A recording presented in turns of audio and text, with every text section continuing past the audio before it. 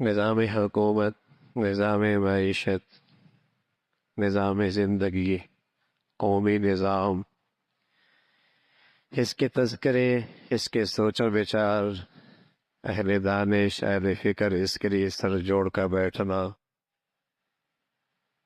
اس دنیا کا آج معمول چلا آ رہا ہے۔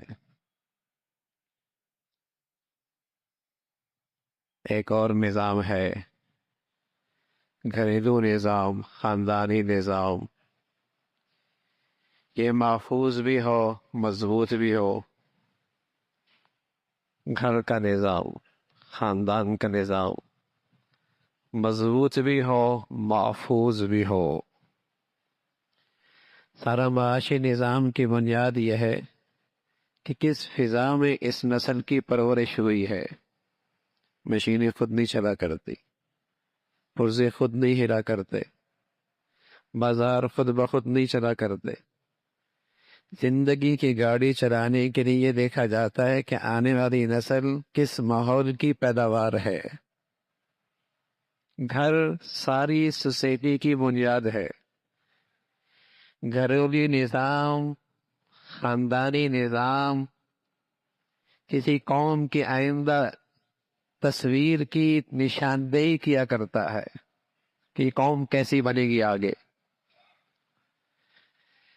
گھر کا نظام، خاندانی نظام محفوظ ہو، مضبوط ہو، اس پر مضبوط معاشرہ کھڑا ہوا کرتا۔ یہ مضبوط سوسائٹی کی بنیاد ہے، یہ ایک اچھی نسل کی پیداوار کی بنیاد ہے۔ بس اوقات ہم سوچتے ہیں ہمارا نظام معیشت، نظام آباشی، نظام سیاست اور بازار کا نظام اور ہمارے علاج معالجے کا نظام ٹھیک ہو جائے، ہاں کبھی اللہ کرے کوئی دانشور سمجھ بوجھ رکھنے والے قوم کے سچے خیر خواہ اس پر بھی سر جوڑ کے بیٹھیں کہ ہمارا نظام زندگی، ہمارا گھریلو نظام کیسے ٹھیک ہو۔ کس مصیبت کی طرف جا رہا ہے۔ اگر آپ عدالتوں کا رخ کیجئے تو 100 میں سے 98 کیسز ہیں طلاق اور خلا کے۔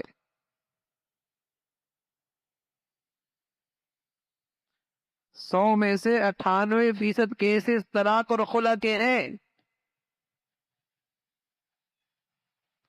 یہ رکھنا نہیں چاہتا، وہ رہنا نہیں چاہتی۔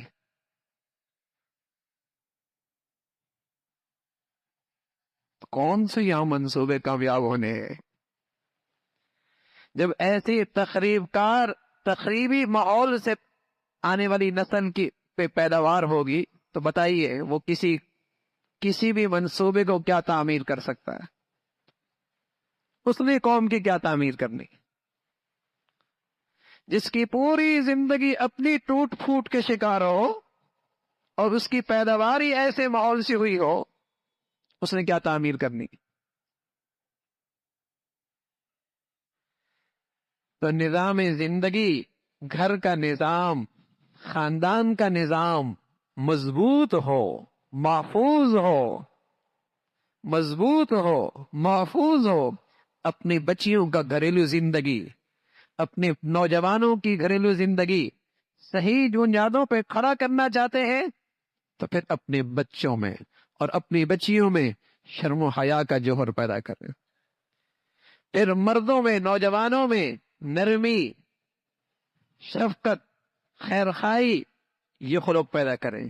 اور اپنی بیٹیوں کو جب گھروں سے رخصت کریں تو یہ ان کے دل و دماغ میں بٹھا دیں کہ تیری سب سے بڑی خوبی کیا ہے؟ تیری شوہر کے تیرے دل میں احترام ہو اور اس کی اطاعت اور فرمانبرداری، یہ تیری سب سے بڑی عبادت ہے۔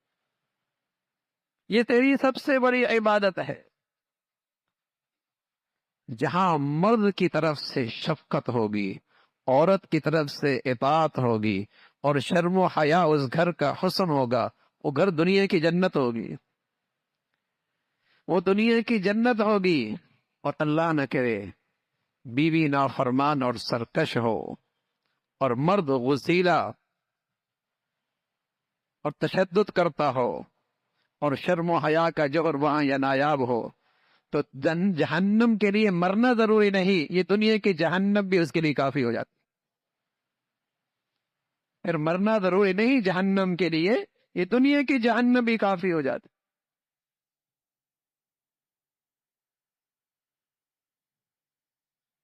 گھریلو نظام ٹھیک ہو جائے، خاندانی نظام ٹھیک ہو جائے، اللہ کے نبی صلی اللہ علیہ وسلم نے یہ خوبصورت بنیادیں بتائی ہیں، یہ اخلاق بتائے ہیں کہ اپنے گھروں میں مردوں کی خوبی ہے نرمی سے، اخلاق سے، لطف سے پیش آئیں، اور عورتوں میں فرما برداری اور اطاعت ہو، اور شرم و حیا اس گھر کا حسن ہو۔ اللہ رب العزت ایسی مبارک زندگیاں نصیب فرما دے۔